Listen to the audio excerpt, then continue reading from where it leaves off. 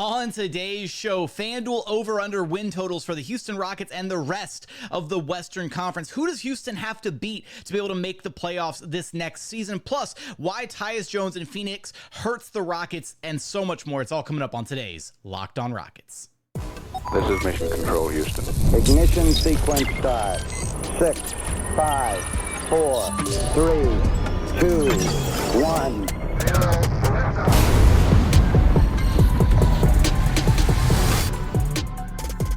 What's up, and welcome to another edition of Locked On Rockets, your daily podcast home for everything Houston Rockets basketball. As always, I'm your host, Jackson Gatlin, native Houstonian and credentialed media member. I'm also the host of Locked On NBA Mondays. Be sure to follow along wherever you listen to your podcasts, or on YouTube, just search Locked On Rockets. Be sure to like, comment, and subscribe. That is the absolute best way that you can help grow our show, is to comment anything below the YouTube video. Just do a drive-by and say, "Go Rockets." It helps us out so much. And shout out to everybody who swings by the Locked On NBA channel and says, "Go Rockets." I see y'all over there commenting under those videos too.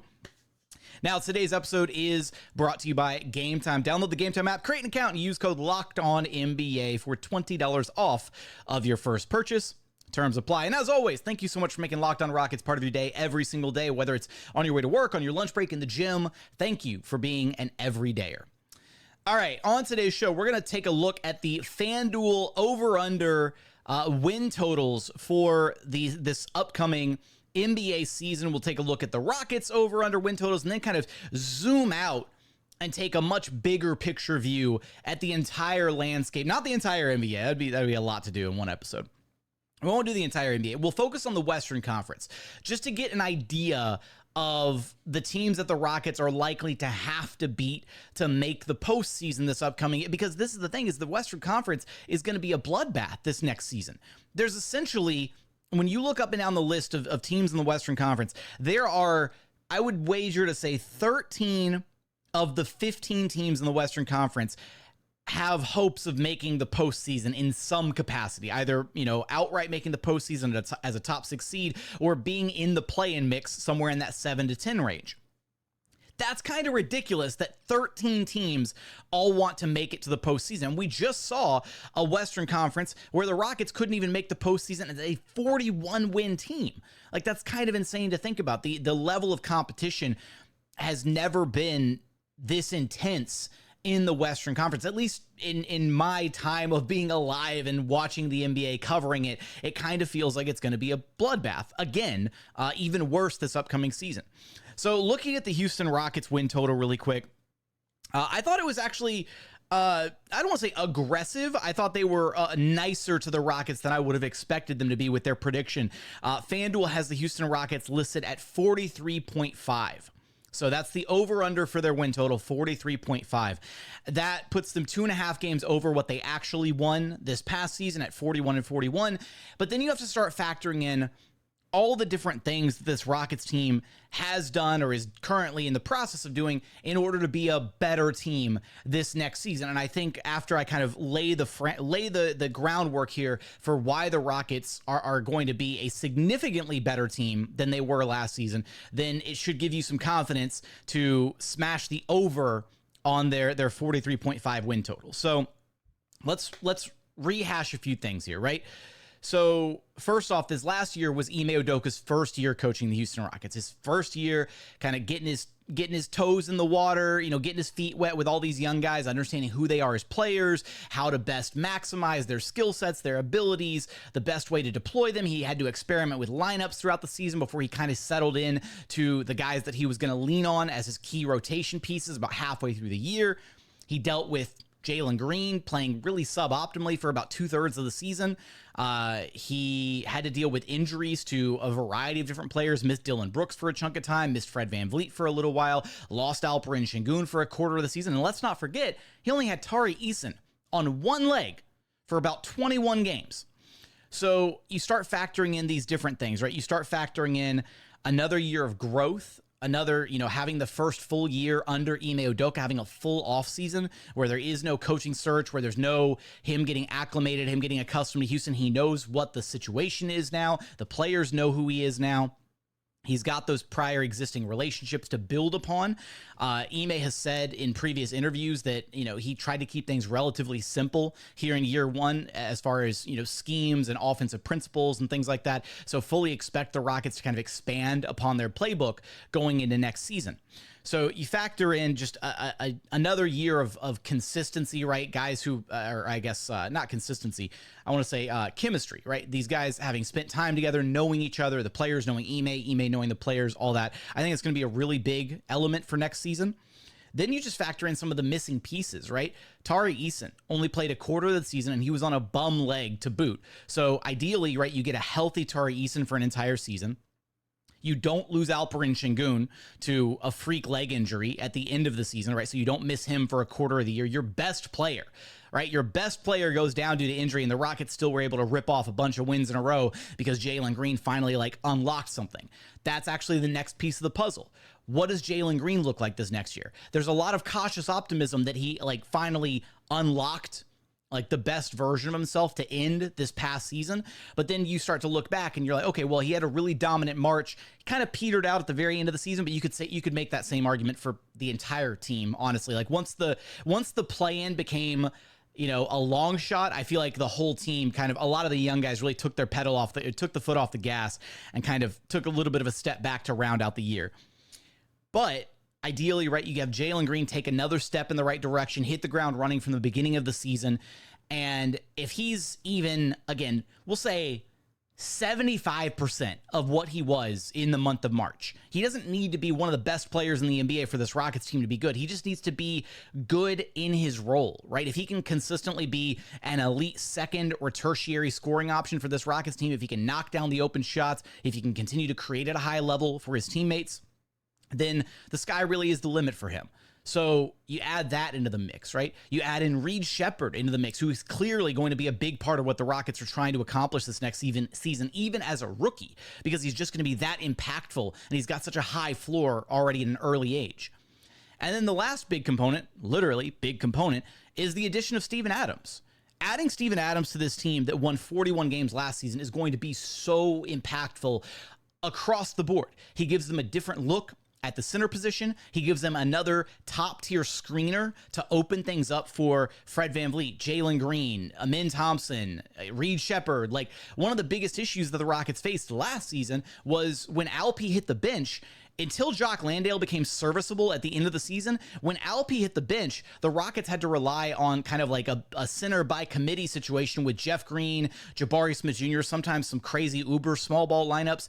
And unfortunately, Jeff and Jabari are not anywhere near the level of screener that Sengun is. Steven Adams is one of the best screeners in the NBA. I'd wager to say he's a top 5, top 3 screening presence in the NBA. He sets these brick wall screens that completely opens things up for his perimeter players, which then helps get a defense in rotation, open things up for his teammates. It's such a small thing.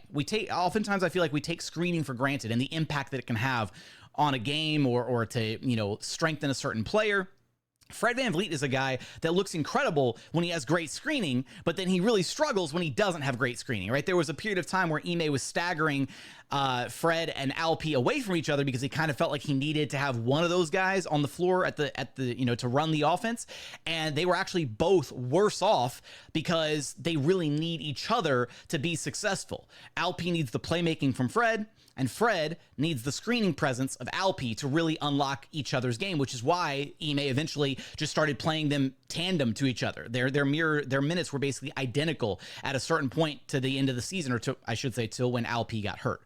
So you start to factor in all these different arguments, right? All these different things that the Rockets have going for them. And I think it's really, really difficult to imagine a version of this team that doesn't eclipse 43.5 wins, right? We're talking, if a few things break differently this past season, the Rockets could have had 4 or 5 more wins from just simple stuff. Like you can go back and look at some of the games that they lost in overtime, or the game that they lost due to the free throws from Jabari Smith, second game of the season against the Spurs, right? There's so many different games that you can point to say, oh, well, the Rockets easily could have had 5 more wins, 6 more wins last season than they actually did.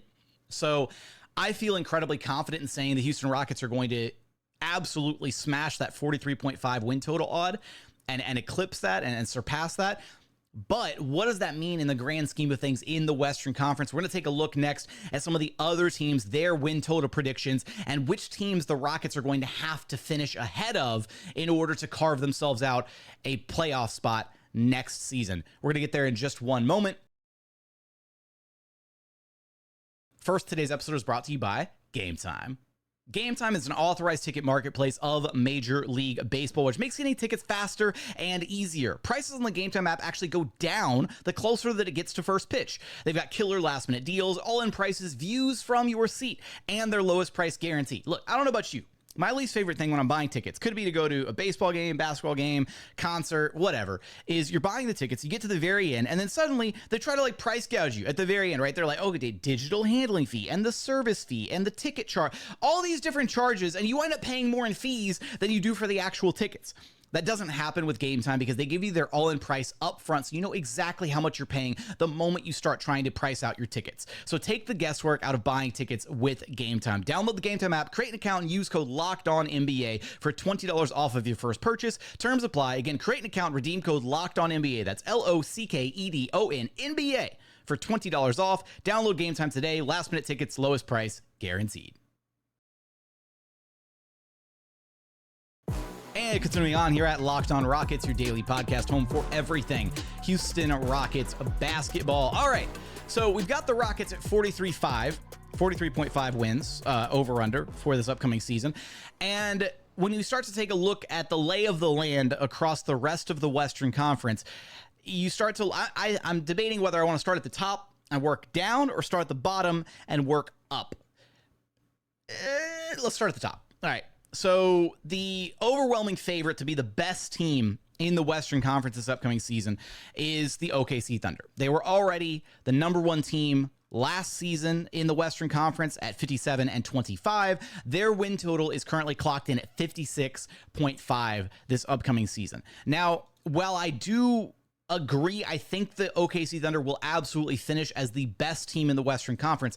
I actually believe, and this is one of the things that could hurt the Rockets ultimately at the end of the day, is the level of competition in the Western Conference is so much more difficult. So much, the teams in the Western Conference are so much deeper. The talent level is deeper. Again, 13 out of 15 teams that ideally want to make the postseason.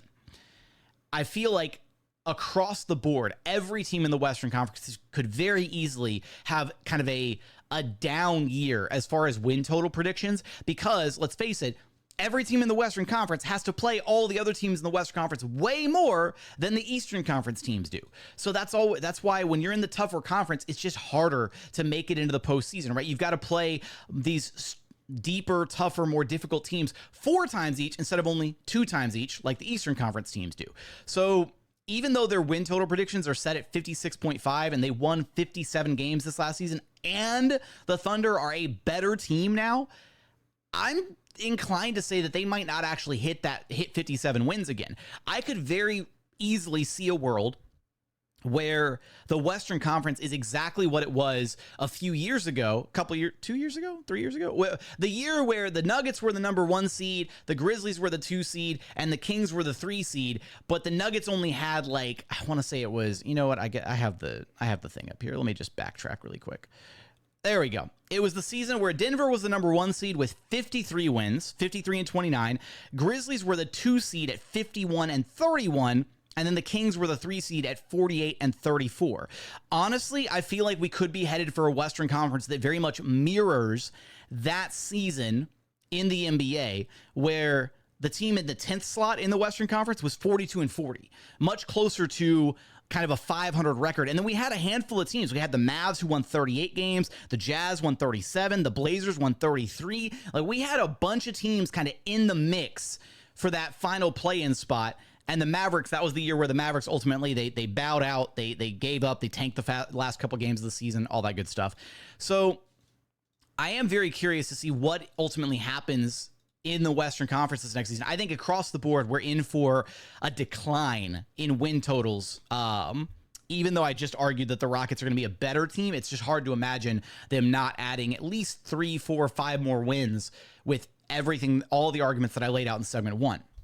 Now we get to the next team in the pecking order. Minnesota Timberwolves listed at 52.5 for their win total. So they're listed second best team in the Western Conference. That tracks. I think Minnie is going to have another really strong regular season.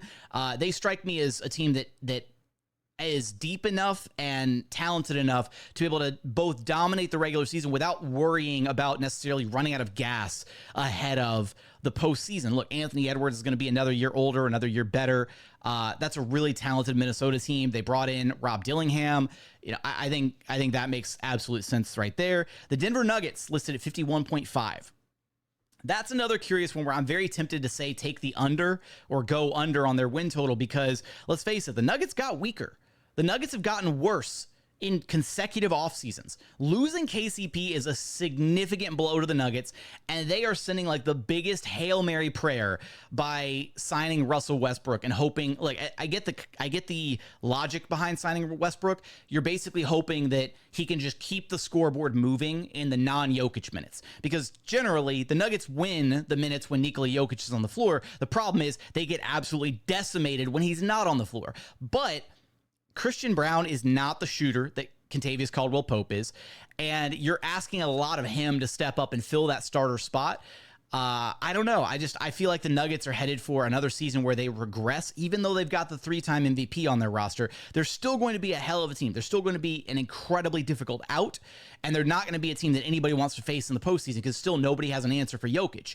But I don't think their regular season success is going to be anything special this upcoming season. They're still going to make the playoffs. They're not going to have any issues there. I don't expect them to like bottom out completely, but I think they will be a worse off overall team. The Dallas Mavericks did get better. They're listed at 50.5 for their over under.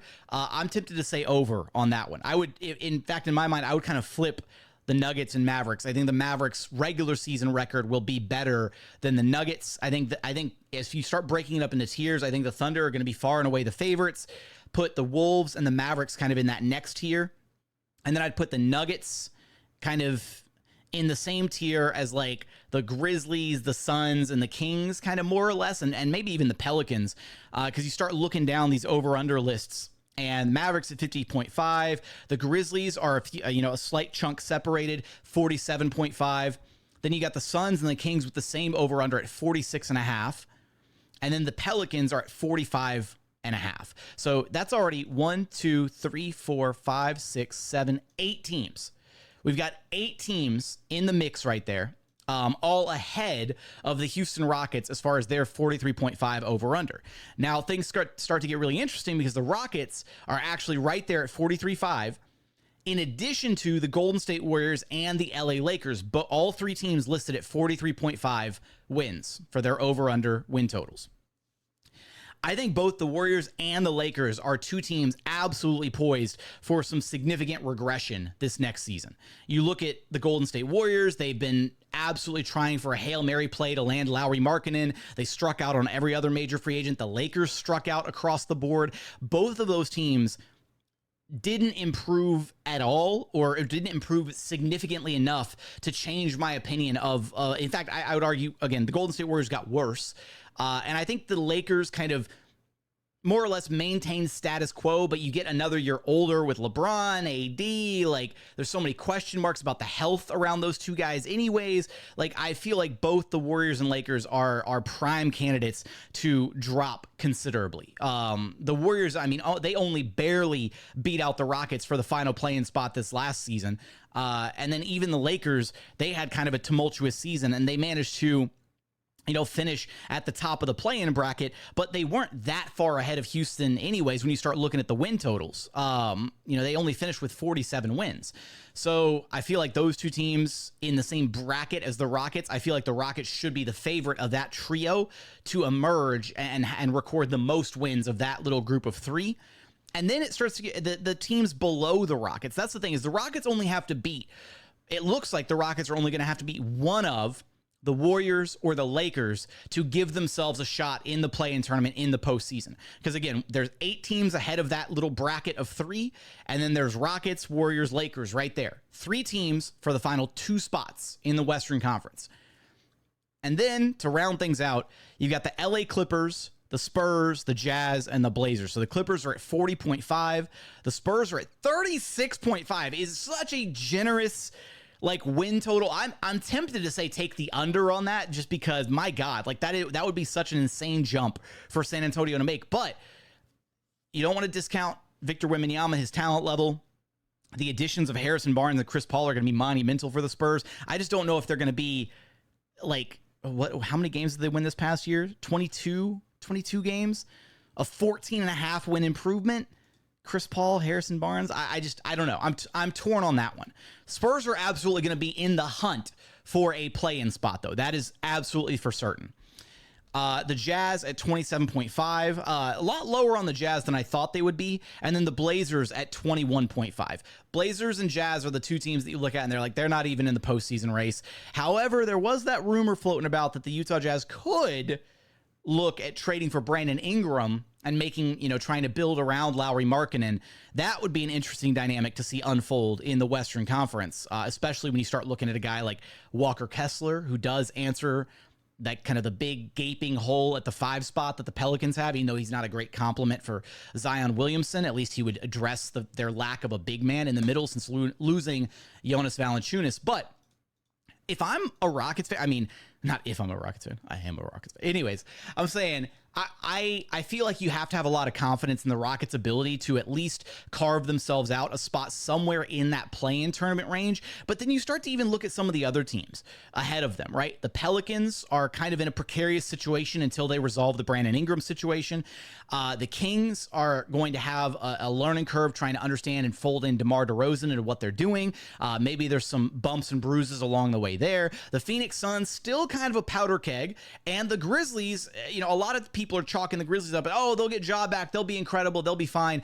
Who knows, right? Ja's coming off a very significant injury. The Grizzlies are coming off a completely down season. Like, is the chemistry going to be the same? Are the vibes going to be completely, thrown about?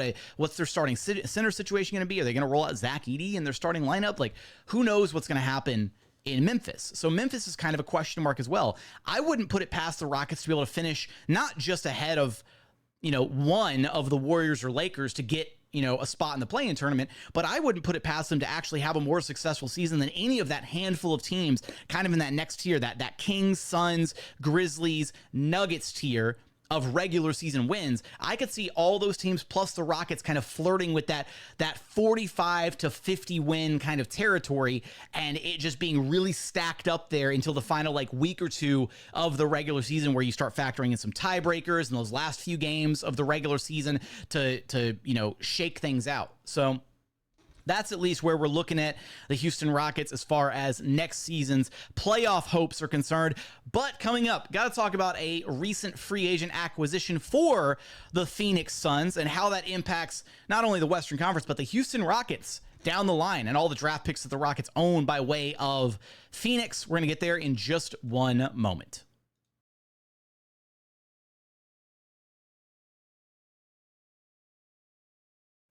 And final segment here at Locked On Rockets, your daily podcast, home for everything Houston Rockets basketball. All right, having gone through the win totals and everything here for the Western Conference, I want to highlight here the pickup that the Phoenix Suns just made. Tyus Jones is a name that I really wanted the Rockets to pursue for the last couple seasons, actually. In fact, even at this past trade deadline, I thought that he would have been an excellent pickup as a backup for Fred VanVleet, to have kind of, more or less a poor man's Fred VanVleet, to be able to step in and kind of run the offense, in the 10 to 15 minutes that Fred wasn't on the floor for this Rockets team, and potentially be able to conserve him a little bit more. But Tyus Jones wrapped up a season with the Washington Wizards, and he has joined the Phoenix Suns on a 1-year deal, $3.3 million, with the arrangement being that he is going to become the Suns' starting point guard. So after dealing Chris Paul for Bradley Beal and giving up on having a full-time point guard on the roster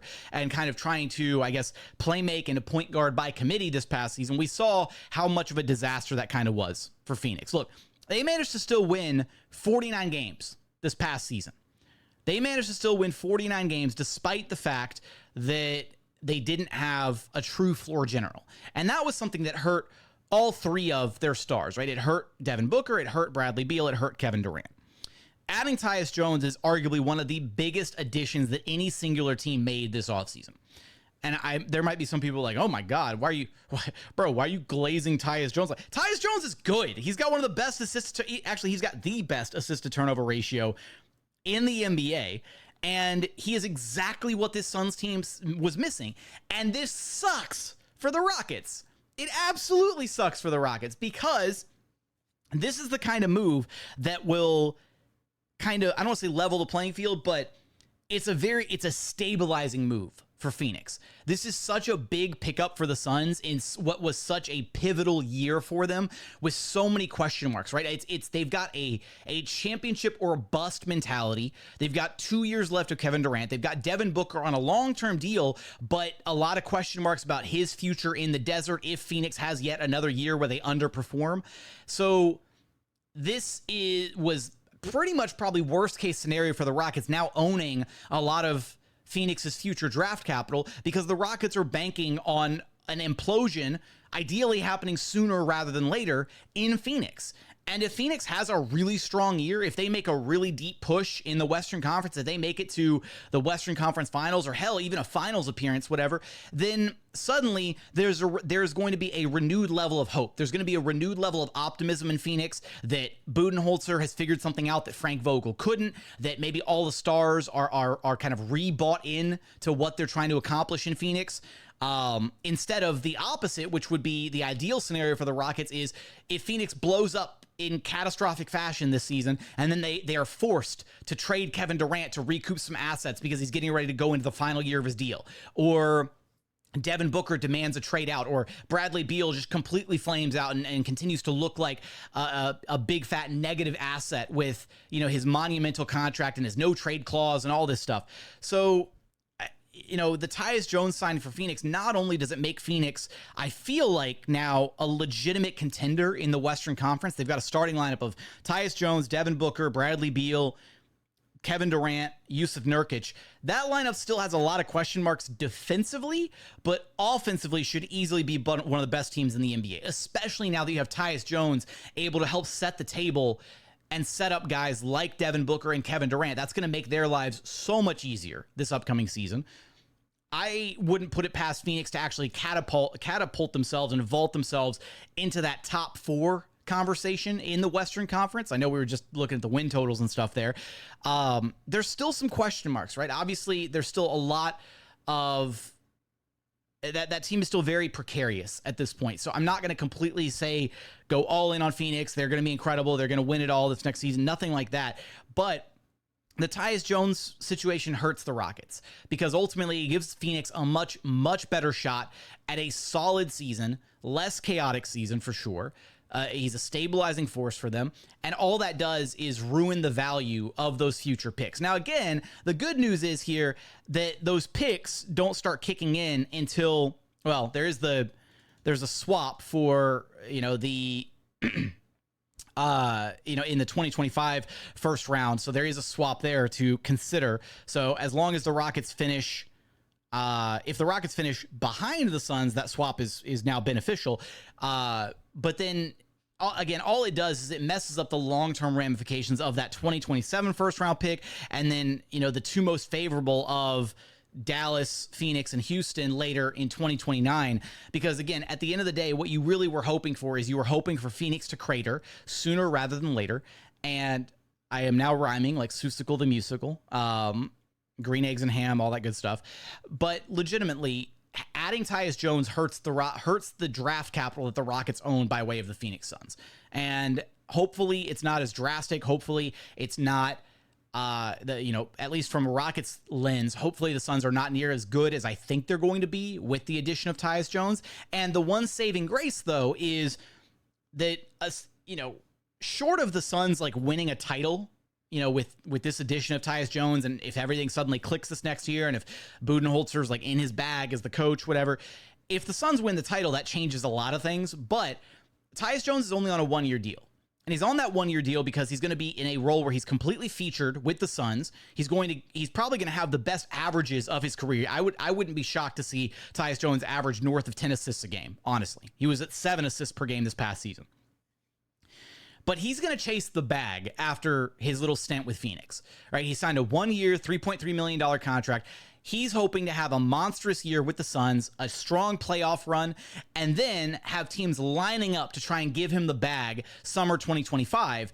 And if that's the case, then Phoenix goes from their stabilizing force for one season to losing Tyus Jones for absolutely nothing, because there's probably not a realistic way for them to match any of the contracts or any of the offers that he's going to receive next summer. So at least in that scope, the Suns are not poised for necessarily super duper long-term success, unless what they then view is maybe they have a lot of success with Tyus Jones, and then this upcoming offseason, they do everything in their power to potentially, I don't know, like trade Bradley Beal to open up the cap space to sign Tyus Jones long-term. They're not even going to have early bird rights on Tyus Jones to be able to get him.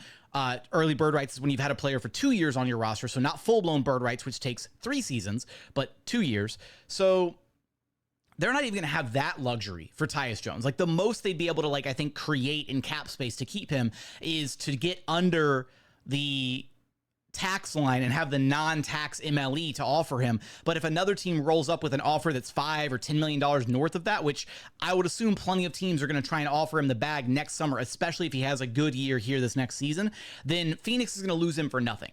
So I may be worried about all this for nothing. I may be completely projecting far into the future. I was just hoping that we were going to see a Phoenix Suns fallout this year, like this season, and have it all blow up spectacularly, because that also then means that the Rockets could get into the mix of things and potentially pursue a Devin Booker trade, if that's what they ultimately wanted to do, if that's how they wanted to ultimately cash in on all their draft picks that they own via the Suns. They could easily start negotiating and trying to say, well, hey, if you guys are going to blow things up, we're right here with all your picks. We'd love to get our hands on Devin Booker. That probably is now completely off the table this upcoming season, because I struggle to see a world where the Suns blow up, catastrophically this season because of the addition of Tyus Jones. Again, a great stabilizing presence for them, arguably one of the best pickups of the entire offseason. The fact that it took until the end of July, Tyus Jones may have missed out on some money earlier this offseason from some other teams that were probably offering it to him, but this is going to be the best situation for him moving forward. And again, it provides yet another legit contender coming out of the Western Conference, another juggernaut to deal with out west. So with that, would love to hear your thoughts on the FanDuel over-under win totals for not only the Houston Rockets, but for the Western Conference at large. Which are the teams that you think the Houston Rockets will finish ahead of? Let me know in the comments. Let me know how you feel about the Tyus Jones signing and what it does to the Rockets' future picks that they own via the Suns. Give me all your thoughts in those YouTube comments. But as always, thank you so much for checking out the show. If you haven't done so yet, please consider subscribing wherever you listen to your podcast or on YouTube. Just search Locked On Rockets, like, comment, subscribe, all that fancy stuff.